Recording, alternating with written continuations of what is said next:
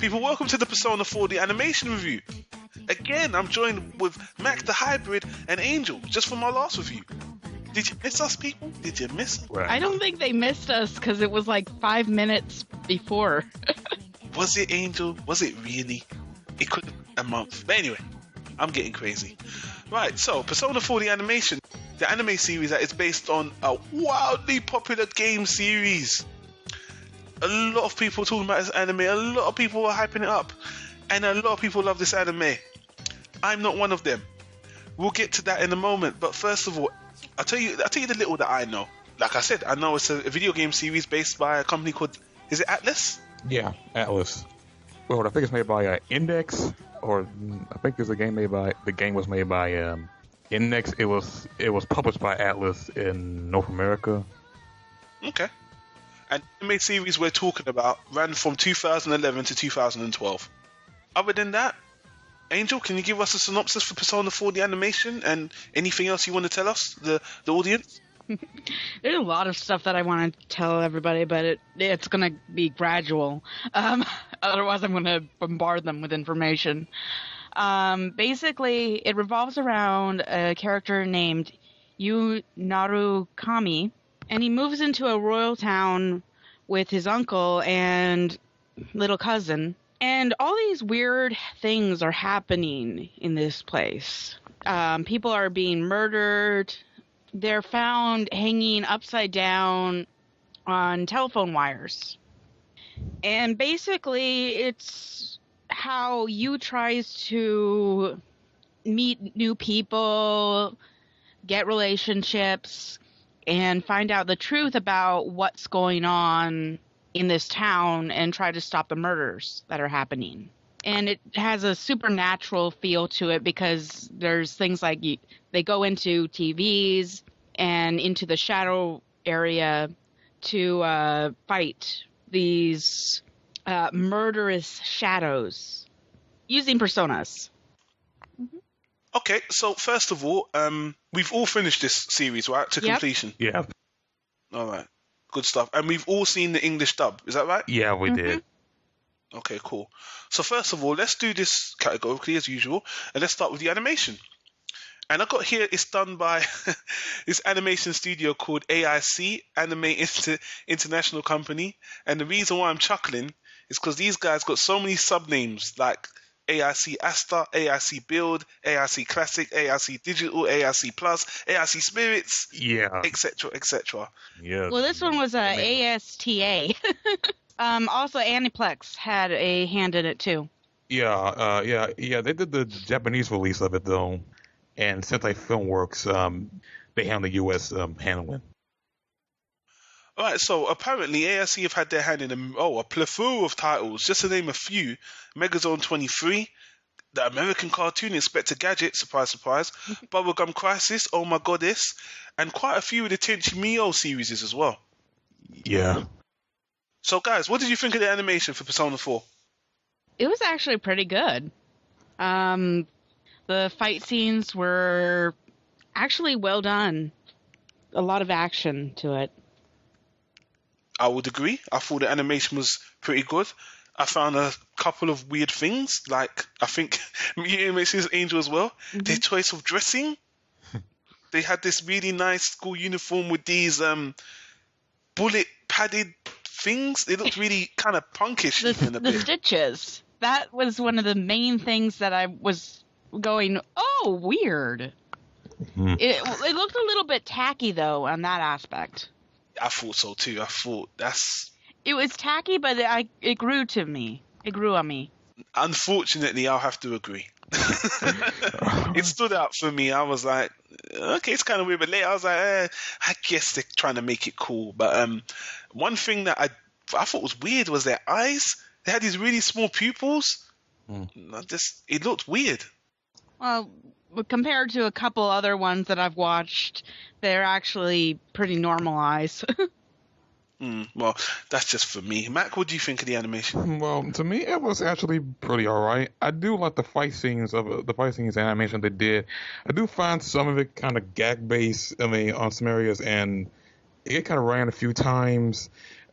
And I think it's kind of almost true to the original source material, even though I can't say much about that because I never played the game. So in all, the animation, it was pretty much okay. Yeah, I thought the color scheme was a little bit grayer than I would like. Like, to be honest with you, I know that was the point of the TV world and stuff like that. But even when they were in the normal, everything looked very grey and depressing. I guess that's to set the tone for the murders and the atmosphere of the anime. But considering there's a a lot of slice of life in this, surprise and slice of life in this, it's the color scheme was kind of I wish it was more. The colors popped more for me, but Well, when we get into spoilers, I'll bring up that more of why I think it actually works. Okay. Overall, I don't really have any complaints about the animation. I thought it was okay to be, and the fight scenes I didn't mention. I thought were good, but short. But I thought they were too short. But when they were there, I thought they were good. I did wonder though. There are some characters who actually had a different wardrobe than other characters, and so it kind of, I'm not sure how that worked out. Like with Yuko or Yukiko, her outfit was red sailor suit pretty much, when everybody else's was like black. Yeah, I noticed that as well. But again, I don't know. I just shook my head up like, oh, whatever. I don't know. Okay. Let's move on to the sound, the voice acting, the dub, open ending, etc., etc. We all agreed we saw the English dub. Yeah. Mm-hmm. And I thought it was good. I thought the English dub was done pretty well, actually. Yeah, I think the reason why, I know, like, since like Filmworks distributed the anime, and yeah, they used their own people for this time. They use LA actors, LA voice actors to voice the roles. The fact that some of them were in the game themselves, so it'll be right that they would do that. Mm-hmm. Well, I said this when we started the show. The soundtrack is fucking awesome. Mm-hmm. I fucking love the soundtrack. The opening, I absolutely love it. And to name the three particular songs is the opening song, the first opening song, which is the main song in the Persona 4 game, and Pursuing Your True Self. And for the most of the anime, I think they stick to two, which is Beauty of Destiny and Sky's the Limit. You see, I had to actually get the names of them because I love them so much. And all three are performed by Shioko Hirata, which her singing sounds a bit like English, like it's English, but you can tell she's not a native English speaker. But it's got some little Japanese hip hop mix as well. It's just awesome. In general, the soundtrack to this, I absolutely loved it. Fucking loved it. Period. I actually really loved the sound as well. I do have a little bit of nitpicks for some of the translations that they did. For instance, calling the Fool's Card the Wild Card for parts of it. Okay. They kept jumping back and forth between Wild Card and Fool's Card. Persona is based off of tarot cards. It's the Fool's Card, not a wild card. It just felt really weird on that aspect. Okay, it's quite specific, Angel. You know your stuff. Well, my religion also plays into that. Okay. But I won't get into that too much. I really did like Johnny Youngbosch playing two characters and the interaction between the two characters. I think he did that really well done. What were the two characters he played, just for clarification? He actually played Yu and Adachi. To be honest with you, that's my only gripe. His performance of Yu got on my nerves big time. And it's not because of him as a voice actor, it's because of the dialogue of Yu. He's very, very bland, and he says a lot of the time, it'll be okay. If you played any of the games, basically most of the times when you're answering characters, you have to tell them it will be okay in order to progress the story. It's something that really started to get on my nerves, and his character's bland anyway. It's not the voice acting. I thought he was a good choice, but the dialogue, especially for you, he's very bland. But I think I'll explain when we start talking about the characters. Did you have anything else to add on that, Mac? Okay, maybe you was a bit bland at first. I mean, I did like Johnny Bosch in this intro. I think he did good. I mean, at first I couldn't tell who was the voice of Adachi was. I'm thinking, who was that? And I didn't know it was both of him. I will say the other sound that I like is the person who played Naoto, Mary Elizabeth McGuinn, who played that character. Yeah, that was excellent. Yeah, I kind of like her performance the best out of all the people in there. I also have to give props to them actually putting Vic Mignogna in here and only having him for like one episode.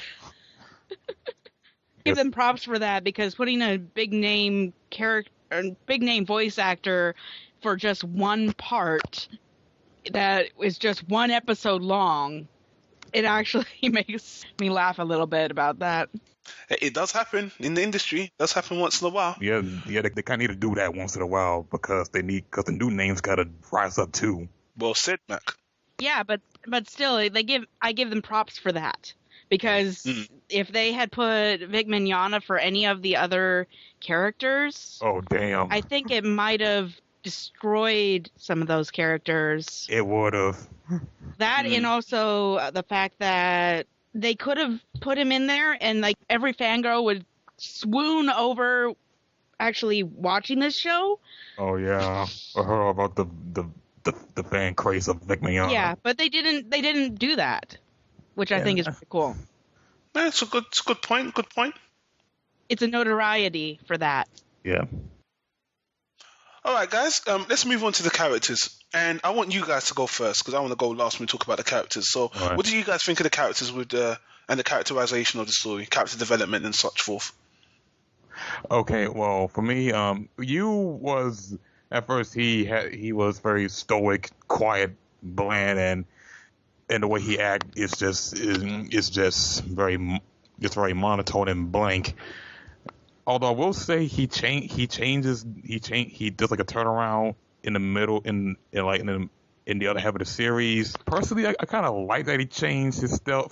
He changed his style because mainly it thinks that all clock people feel like that, like nothing interesting, and for me he seems, well, he's okay. Yosuke, I think I said it right. Yosuke, did I say it right? Mm-hmm. Yeah, Yosuke, he's the best friend, and he was he was pretty okay. He was pretty okay. He was man best. The girls, she and Yukiko, like they're the first showing, the first main female character showing in there, and while Chikiko can be, she can be pretty kind of loud at sometimes, but okay, Yukiko is a bit mousy, at least to me, and well they do kind of be interesting a little bit. I'm gonna say this about Teddy. He was fucking annoying at the beginning. I really thought this guy needed to shut the fuck up with his unbearable bear puns, like which I can't name because I don't feel like hear them again. If you didn't bring him up, I would have even forgot he was in the show because I had to erase that character from my memory. Yeah, but Teddy, I will say this: at the end, he gets a bit tolerable, but with him for every girl in the show, which at first I thought, okay, I would do that too, but it's like, okay, we get it. You have to for every girl, just stop it. And there's the other character, Kanji, the tough badass, but he's soft on the inside because he likes to, like, I don't want to say girly stuff, but he knits and all that. I will say that it's actually kind of a nice, it's a nice change of pace that character is. He's not the usual tough, the usual tough guy that people seem to know. Then there's Rise, who's was a pop star and all that, and I gotta say, frankly, I don't give a shit about her. I really don't. I mean, she seems interesting and all, but yeah, she's a J-pop star who one of the last people we met, and yeah, that's it. Oh, and then Naruto, that character, I like the character. I think there's more than meets the eye with that character. Mm. Okay, and I really like Nato's persona and how Nato got through. I mean, was going through. Spoiler 2. What? Right. We have to say it in the spoiler area. I didn't know I was saying a spoiler. She comes in the second half. Well, I didn't consider it a spoiler-ish, but you know what? Let's just go with the lady. If the lady says a spoiler, Mac, let's just go with what the lady says, okay? All right. I can tell Mac is pissed. All right, Angel, what do you think of the characters, please? I loved the characters. One thing with this show is what I really liked was that we actually got to see their inner person because their personas were reflected from that. Mm-hmm. For you, I did think that he was a little bit too bland of a character in the beginning, and that he did get more of his own character towards the end. But I actually thought that it was pretty good in the beginning, and that he broke character, like in the middle, which it's really hard to say whether I liked that or not, because it did add more to the story. But at the same time, it seemed like such a huge transition that it should have been played out a little longer than it did. Okay. All right. Everyone else? Yeah, I loved Nyota. I'm going to say that. And that's all I'm going to say right now, because the rest that I've got to say is spoiler. I actually didn't like Teddy in the beginning because he just seemed annoying. But as the story progressed, he grew on me. And in fact, when we go into spoilers, I'm going to say more about this, but he actually becomes a really well-based character rather than just some guy who really likes the girls. I also loved how they've got this big tough guy, Kenji, and he actually has a very soft side to him that he tries to hide so that he's not teased. I do think that there were a couple characters that seemed out of the loop, and I wish that I had more information about, though. Like Dojima, his uncle. He just seemed really... You didn't see him much, but I wish that I knew more about him, or that I got more of his personality rather than the overbearing private eye, pretty much. Yeah, I see where you're coming from that. So. Now, is that all you got to say about the characters? Mostly. Okay. Well, we might get more into them when we talk about the storyline anyway, which is coming next. But lastly, I'm going to go about the characters. And it's funny, listening to you guys talking about this and coming from the Phantom of the Red Room review, I kind of feel like we've played musical chairs. Because now I'm going to be like Angel in the Phantom review and say I found all the characters completely predictable, to be honest with you. I mean, they're teenagers and they're high school teenagers, and they're all archetypes. You got the quiet one, you got the sparky one, you've got the typical. Why am I losing my brain here? The tomboy girl. Pop idol. You got the pop idol, and their personalities are just so transparent. It's like all of them are just. I've seen them before. As soon as I saw them, and as soon as I heard what came out of their mouth, I knew exactly what they were about. And, you know, I've said this a million times. I'm really sick and tired of high school teenagers. I don't find them interesting at all. So when we got into a story about teenagers dealing with their inner feelings or finding out about their true selves, you know, I'm like, I've seen this in other anime. I mean, the personification of them into physical form is different, but a teenager finding out what they're really about, like, really? Is that it? I don't give two shits. I just don't. You, boring. I really couldn't stand this guy. You know, he's just placid. And the thing that made me laugh is he had a comedy that was very deadpan. Like, he would have a straight face and then he would say something funny with a straight face. And then You know, that was his thing, and it was kind of it was amusing the first couple of times, but now Chie, the sparky one, punching guys that get on, and it's just all of the characters just bug the hell out of me.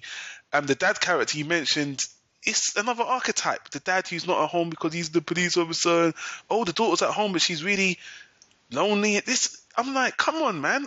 I just found all the characters, all of them predictable, and I've seen all these characters done in other animes before, so honestly, I was just rolling my eyes watching these characters because none of them brought anything new to the table that I haven't seen in like 100 different high school animes. But you know, the setting is different, but the characters themselves feel like I've seen them 100 times before. None of them seem unique, and they were boring. And that the storyline makes it even worse for me, which we will move to now because I finished what I wanted to say about the characters. Very short, wasn't it, for me? Mm-hmm. Storyline. Angel, what did you think of the storyline and the pacing and the execution? Again, I loved it. I love the whole show, but the storyline I really loved because it was like a mindfuck. Was basically the point of it. It was to make people think about themselves and think about others around them. Basically, it was all about trying to look past the mask that we always put on ourselves. Yeah. Basically, like, if you meet a gang leader, for instance, you'd automatically think, oh, this guy's really tough, this guy is doing a lot of drugs and fighting and everything, but you don't necessarily get to know him because you automatically think, oh, I don't want to know him, I don't want to associate with him whatsoever.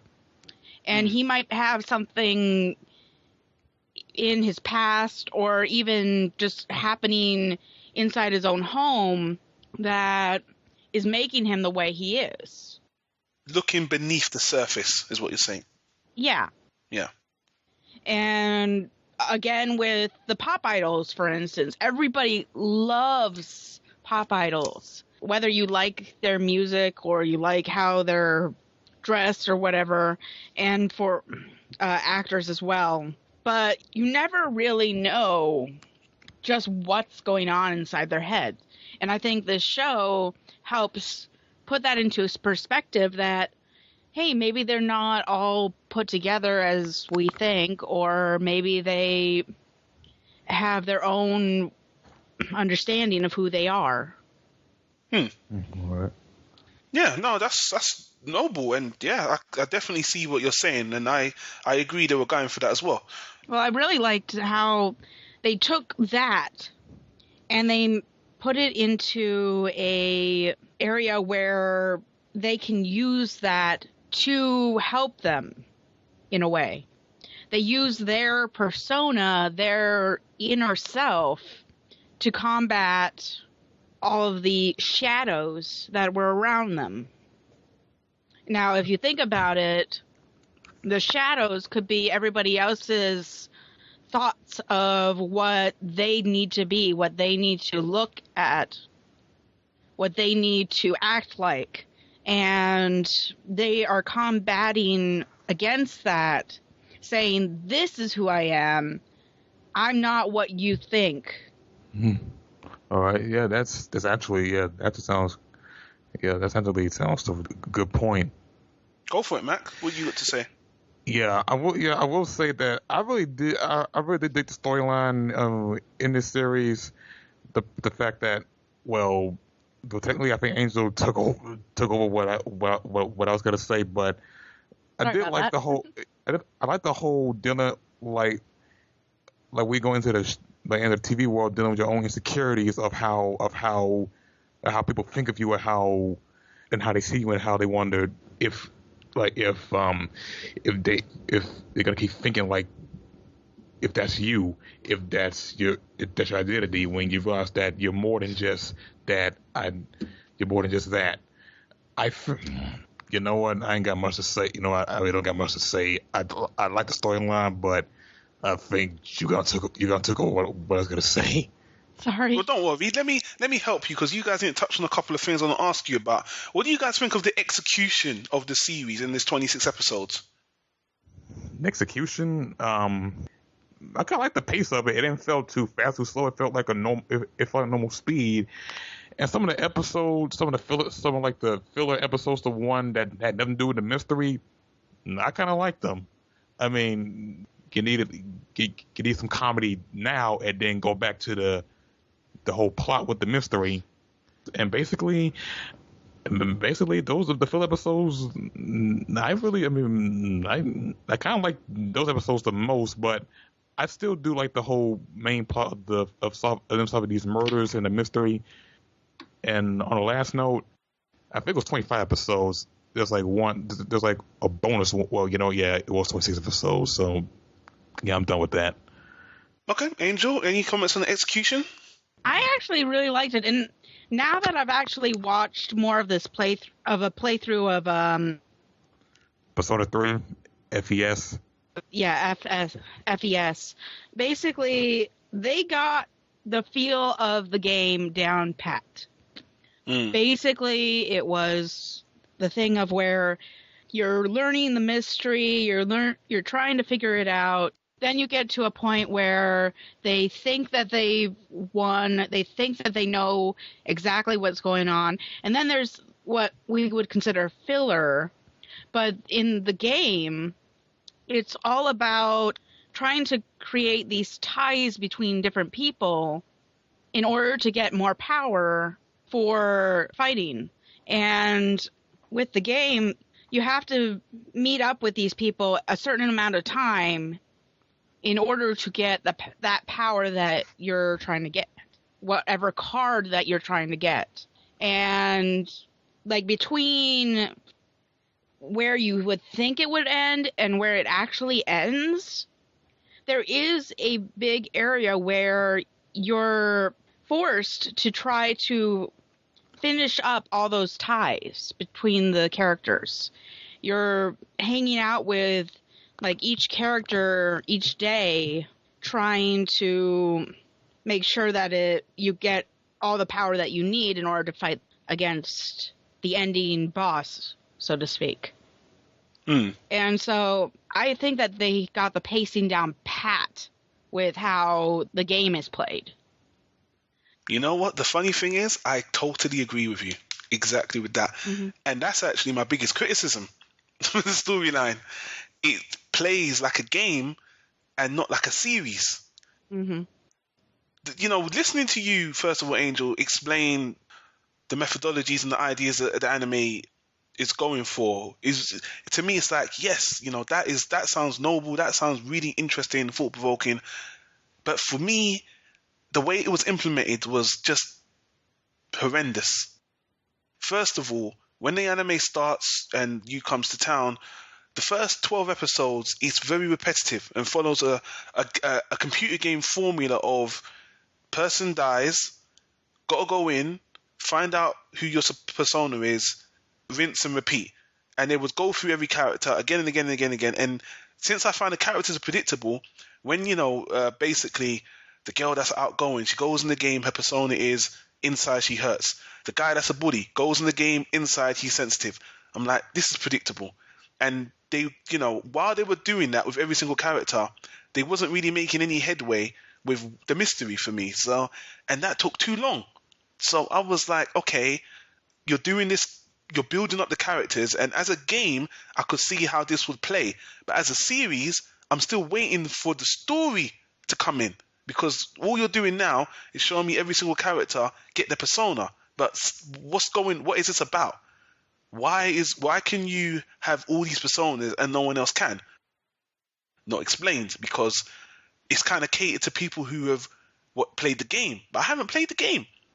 I don't know anything about the game. I'm just watching the anime. So a lot of the things in this anime felt like, if you played the game, you're gonna like it. A lot of people said it's faithful to the game in the exact game style. Like another example, they use a calendar system in the anime, and at first you're thinking it serves a purpose, but ultimately it's just lifted from the game and put into the anime and is irrelevant. Actually, I have to butt in on that. It actually is relevant because it actually helps you define how many days have passed for each scene. for most anime, you don't see how long it's been since the last scene. Basically, it could be 5 minutes, it could be 5 years. You don't know exactly unless you see how different the characters are. But yeah, that's my thing though. I mean, in most animes, that's not there because it's not really needed. And when you put that in this anime, you would think it would serve a big purpose, but all it's doing is telling you what day it is in every single episode. So it's like, okay, thanks for the update, but is it necessary? Not necessarily. And again, I can see it's part of the game mechanic. Again, it's something that was in the game you decided to put in the anime because it's, and if you want to do that, that's fine. But for me, it's like, is this going to serve a purpose? No, you're just telling me it's Monday, it's Tuesday, it's Wednesday. It gave you a weather report. That's useful as well. So like I said, then after the first 12 episodes, for me, the slice of life thing, I was like, when am I going to find out about the story? Because the characters are making very little headway with the actual storyline. What's the mystery of the murders? It just seemed to delve from the characters to slice of life, and then somewhere near the end, finally focusing in on who's responsible and what's actually going on. And I was just bored out of my mind, to be honest with you. I thought the pacing was horrendous, and I just thought that I could see what they did. They took the game and they just put it on the TV, but the difference is I can't play it. You know, that's the fun part of playing a game. If you're going to do it like this, then I can participate. I can do all these fighting things, but like, who's the two main characters? Every time the episode starts, it starts with these two characters talking in a car or something. I'm like, who are these guys? Don't explain it. I'm like, I haven't played the game. So again, you know, it's fan catering to the gamers, and I was really frustrated. And apart from all of that, ultimately, I found most of the anime boring. Just generally, it's too much slice of life. They had a fantastic concept. I loved the whole thing about the murders, but it was riddled with the teenagers finding out about themselves. I didn't find it interesting anyway. So them focusing on that and slice of life made this completely boring for me, and they left to solve the mystery at the end too late for me, and by that time I was forcing myself to watch the anime just for this review. I'm really at a loss with this one because it's kind of like when you see a lot of video games, like a game like Final Fantasy with a multi-layered storyline that has all these different topics that are much more in-depth and psychological and everything, it just baffles me that this is the one that got an anime. It's not every day video games get anime adaptations, so I'm still amazed that this basic teenage psychology video game got its own anime when so many other video games with epic storylines haven't. You know, this anime just feels like an anime made for the people who love the game series and not for people, not just because the story's great, because for me the story wasn't. So I really just ultimately I thought the whole anime was predictable. Didn't like the story, didn't like the characters. Did not like it. So, and that was harsh, but that's how I felt. I'm sorry, people. I'm sorry. So should we get the rings out the way then? Yeah, and then we can a spoiler section. So, Yeah. you know what? I'm just gonna go first because I went on a ramble and people will be tired. You're bashing on, so I loved it. I wasn't feeling this anime at all. Seriously, I just did not like it. It was a chore to watch. I was bored. I felt like you with Phantom Angel. I really did. I just thought this was so boring and predictable. It was a chore to watch, and I just thought this was an anime that was created for people who like the game. And I just thought they'd done so many things wrong. This had the potential to be really good if they wrote it as a proper story and not just a game put into a TV series without changing much for me. And that's why I didn't like this anime at all, really. You know, funny for me, I watched the first 12 episodes earlier in 2012 when the DVD was released. And a while back, I wrote like a summary of what I thought of it. I gave it a first class back then, and after watching the latter half and thinking about some stuff about it, mainly the most of the characters, the pace and all that. I'm gonna give this a very high, solid B. Yeah, it was kind of close to being first class, but hey, I still like that. It's just it was okay. I liked it. Cool. High solid B for Matt. Well, honestly, I actually loved it. I would put it up as one of my favorites, my Hall of Fame. And also, I gave it a 4-star. But honestly, on your guys' rating, I think I would put it as a all right, based on your guys' system, I would do a solid B. Just because it does have some issues that I have with it, but otherwise it's really a good one. Cool. You know, I feel like the odd man out. I mean, there comes an anime that sometimes everyone agrees on, and you feel like you're the only one that doesn't really like it. And it seems like unanimously everybody loves this anime. Even Roricon fan, the anime troll. I know you're listening. I know you're listening, Rory. You gave it 8.5. I thought you would be on my side, but obviously I'm all alone. So I feel kind of shitty right now, but unfortunately, you know, it is what it is. So, but yeah, man, definitely. You guys recommend it. I don't. And what we're going to do now, we're going to move into the spoiler section, and we're going to talk about, you know, again, just like with the Phantom review people, if you haven't watched the anime, please watch it, because we're going to talk about major plot points and stuff you may not want to know. Maybe if you played the game, you don't mind listening, but just warning people. After this point, we're basically done with the podcast anyway, but we're just going to talk a little bit more about Persona. Even I'm going to bring up some things in the spoiler section. So here's your moment of silence to get out of here. Get out of here. All right, you got 5, 4, 3, 2. Okay, go on. All right. I know you had a lot to say, Angel, so you guys take it away. I only got a couple things to say, but you guys got a lot to say, so I'm going to let you guys do a lot of the spoilers. What you guys got to say? Well, first off, I think both me and Mac have the same idea of one of the characters that we need to spoil. Yeah, we do, because I've been screwing up of it since the whole review. They don't know that, Matt, because it was all edited out. Yeah, now they never will know. Good stuff. Well, continue. Now here's what's on the character Naoto Shimagami. Am I saying it right? I think so.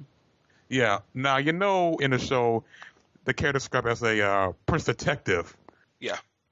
Well, halfway in the second half of the series, that character gets dragged into the TV world, and here's the thing that I never found out about that character. Now, when you see Naoto, you think that looks like a androgynous boy, but come to think of it, that's a woman. Well, a girl. I had my suspicions, to be honest with you, because you wouldn't take off that hat, and there was something about it was too Bichon and too feminine-ish. I don't know. When it was revealed, I wasn't all that surprised, you know. Well, I knew from the start, but it was one of those things where they could have turned it around and it was just a very, very feminine man or something. So it was one of those things where I knew what was going to happen. I just didn't know when it was going to happen, and I didn't know if they were going to turn it around and actually make it so that I was wrong. Which they didn't. So it was kind of predictable, I guess. Yeah. But on the other hand, it was actually really fun to see her persona and see all the difficulties that she had to go through trying to be a woman that was as strong as a man, in a sense. She was one of the better characters in the show. Even though I didn't like it, I can see that she was one of the better characters. And one thing that I did find amusing was that bully guy having a thing for her. I was like, this. It's like the guy was like, he wouldn't outright say it, but the characters thought he was gay. He wasn't sure if he was gay, and he would constantly he had a thing for her, and he wanted. I had a thing for her too. It really didn't help what happened when he went into the dark realm or the TV realm. Yeah. It did Yeah. not help. It's like he wanted clarification that he wasn't gay. Yeah. So every time he saw her, he'll be like, "Yes, I do like her. That doesn't mean please tell me you're a woman, please." So I was kind of like, "This is fucking." It was. I'm not gonna say it wasn't funny, but I was like, "This is weird, man." I just remember how he was acting when he first found out that she was actually a woman. Yeah. And the one thing that I know he wanted to know more about her. Like in one episode, there's a swimsuit competition. He wanted to see her in a swimsuit, and yet he's after that he didn't get the chance, and yet she won because of that. Yeah, everybody wanted to see her in a swimsuit. I wanted to see her in a swimsuit because I was curious to see what she looked like in just a pure feminine. So was I. Yeah, but it didn't happen. Oh well. They teased us pretty much. Another thing, they had some weird filler episodes. One episode where they really pushed it. They went to this little karaoke bar or something, and they got drunk. And the main character, had his shirt open, sitting on a chair, getting all the girls to sit on his lap. And I was just like, what the fuck? It was funny though. It was funny.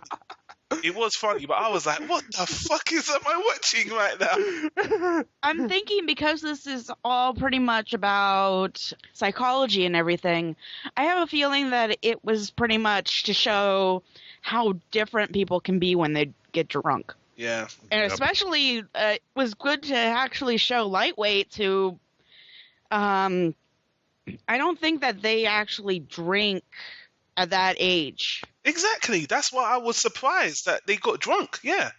And supposedly it didn't have any alcohol in it, but How the hell they got drunk? I guess it's another thing of thinking that there's something that's either going to help you or harm you in some way, even though it can't. Like for instance, the sugar pills. Oh, in our world. placebos. Yeah. Oh, Placebos. Basically, it's a placebo effect. That's what it was. That means that you think. I mean, you thinking what you want to think of what it does, basically. Mm-hmm. Another episode where there was 4 episodes which I found intolerable. One of them, I just shrugged off because I was like, yeah, this is just catering. It was the magical girl detective episode. I'm like, oh, really? Really? Or the one with the little girl, Naruto. Yeah.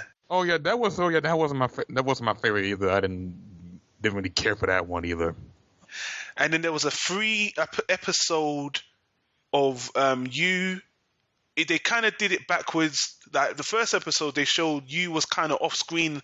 A lot was going on with him. Then the next 3 episodes, they showed you that he was actually taking a job, helping out an old woman, helping out this other person. It was like Yu's holiday. Pretty much gathering social links. Links, yeah, which apparently is a game mechanic. Yeah, it is. Which I found out afterwards, but watching the anime, I just thought it was just more filler, and I was just, what is this?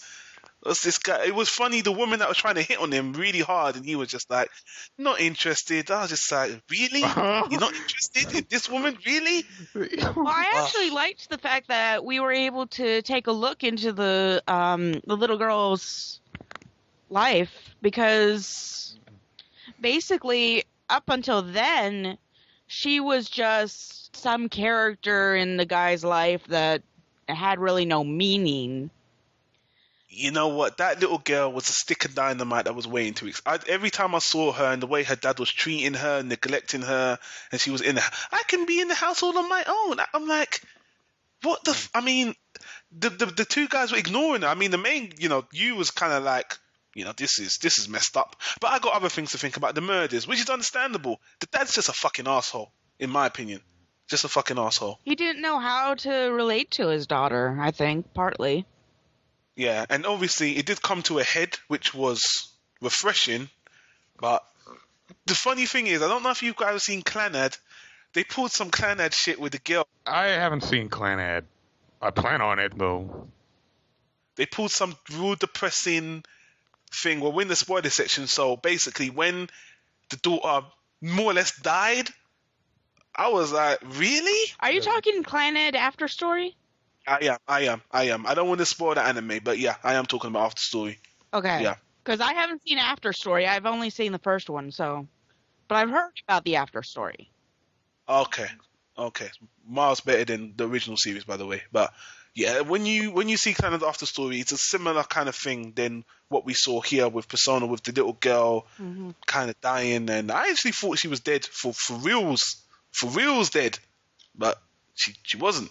So I was like, okay. I thought it was a good emotional thing to have there. I thought it was a bit extreme, obviously a child dying, but I thought it gave the characters more depth. And then when it, got resolved, I was like, you couldn't even stick to that. I know it was very dark. A lot of people say, really, you wanted the kid to die?